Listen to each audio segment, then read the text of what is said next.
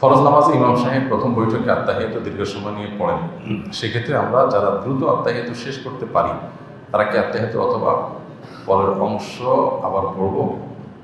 হ্যাঁ, আত্তাহিয়াত আপনি পড়ে ফেলছেন, ইমাম সাহেব এখন উঠছেন না, আপনার একটা আগে হয়ে গেছে, তো যদি মনে হয় যে সামান্য 2-1 সেকেন্ডের ব্যাপার তাহলে অপেক্ষা করেন, ইমাম সাহেব যখন উঠবেন তখন উঠে যাবেন।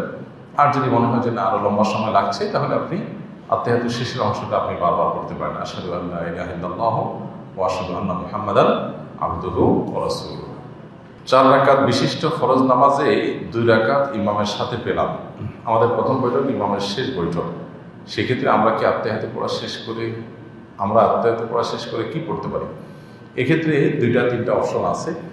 আপনার এখনো 1-2 রাকাত নামাজ বাকি আছে, আগে ছুটে গেছিল, এখন ইমামের সাথে বসছেন, ইমাম যেহেতু সালাম ফিরাবেন সেজন্য তিনি আত্তাহিয়াত পড়বেন, দুরূদ পড়বেন, দোয়া